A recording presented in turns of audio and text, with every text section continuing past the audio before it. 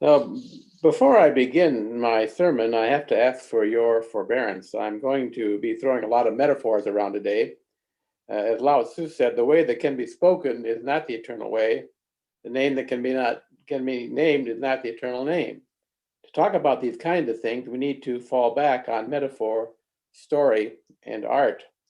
I also need to remind you that the three stages of Easter, slash transformation, which are dying, going to the fallow ground of the tomb, and resurrection, are not events so much as they are process, a process that we go through many times on the path to wholeness.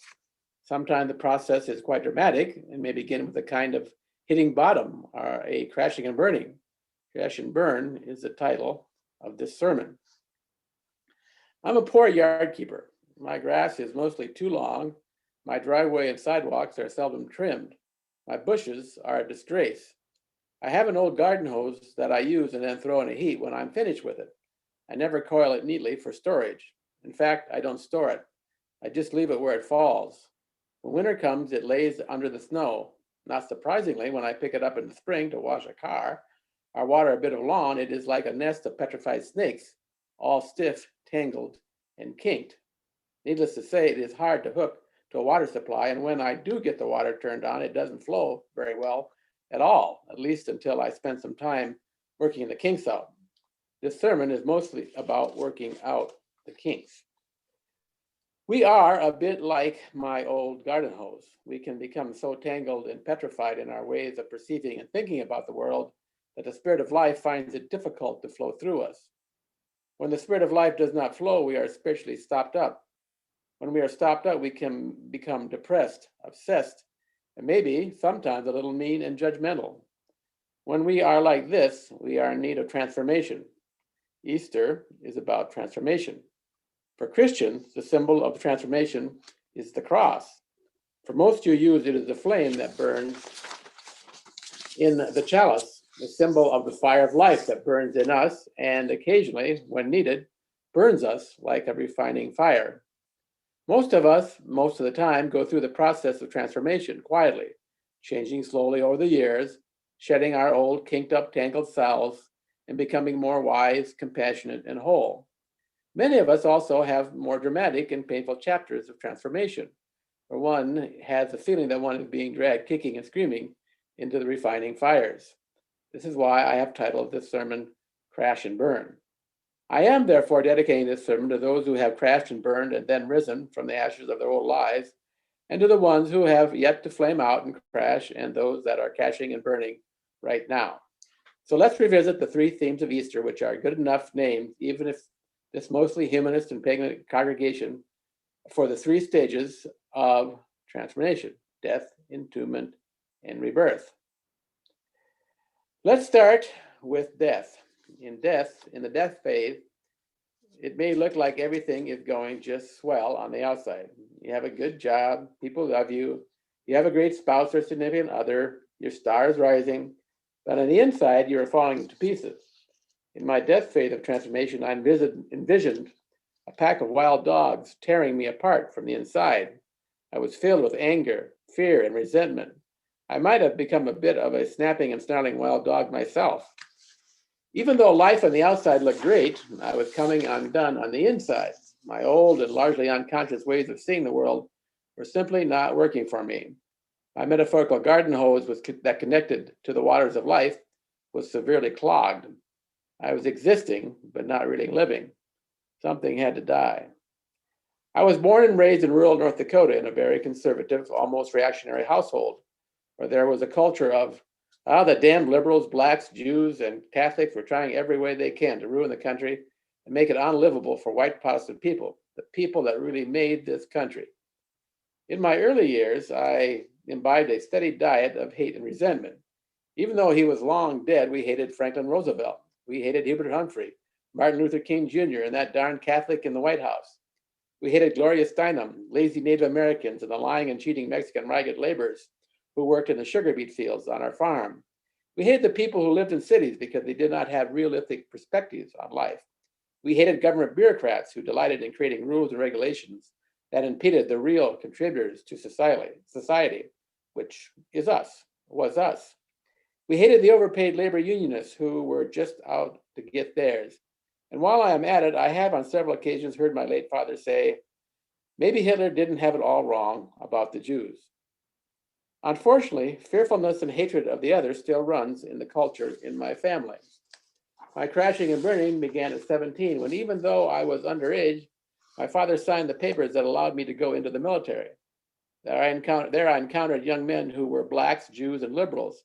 I discovered that my new black, Jewish, and Catholic friends did not sit around all day conspiring to destroy life for white Protestants. They were young men just like me who wanted to make a good life for themselves and our country. That was the beginning of my dying.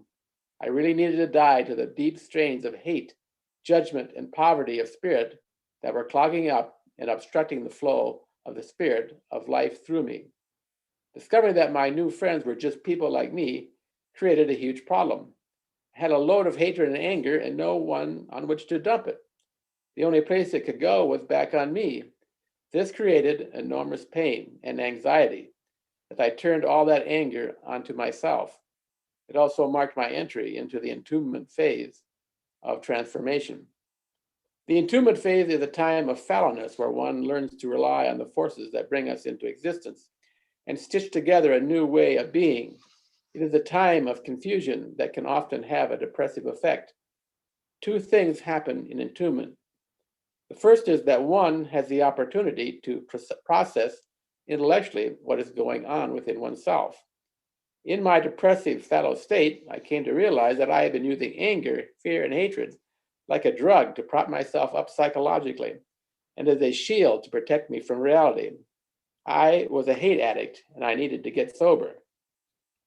By the way, by way of footnote, I am 70 years old and I still often find myself tempted to imbibe in outrage and hate. The political climate of the last couple of decades has presented ample opportunity to fall back into old ways. Fortunately, I am now experienced enough and conscious enough to resist that temptation, at least most of the time. And footnote. The second thing one learns in the fallow state of entombment is that there really is bread for the journey. Or as Jesus said, quoting Moses, man does not live by bread alone, but by every word that proceeds from the mouth of God. It truly is like there is an invisible hand helping and guiding the process of becoming new. I say this because one does not consciously decide to substitute love for hate, courage for fear, or hope for despair. It is a process where new being arises within oneself. It is something that seems to spontaneously happen once you do the work of seeing what you are. I am reminded of the Zen saying we studied a few weeks back. Spring comes and the grass grows all by itself. To put it more succinctly, in the fallowness of the tomb, a new self arises. And here's a good place for a reminding footnote. There are in a conscious person's life many deaths, many tombs, many resurrections. Most of these are not dramatic, though many of us have along the line had a crash and burn experience. End of footnote. The next stage is resurrection. Resurrection is when one gains the spiritual and psychological strength to roll the stone away and come out of the tomb, or, like the often used image, escape the chrysalis and give wing to new being. There is something of a jubilation with resurrection, a feeling of being set free. Freedom creates a space in the self for grace, and for me at least, the ability to see that there is truth in all people, even people with whom I strongly disagree. My spiritual journey has taught me that all beings are the truth, just the way they are, and that love really is the elemental stuff of the universe. Additionally, I've come to feel that what we do at Buff here has real meaning, and that our mission is to love the kinks and tangles out of the world. One last thing before I end. Modern life with all its anxieties and difficulties tends to get us all tangled up. So I have this recommendation. Go back to the tomb at least once a day. Set some time aside for foulness, where you can open yourself to the transcending mystery of life and let it knit you back together, patch your wings, and make you new again.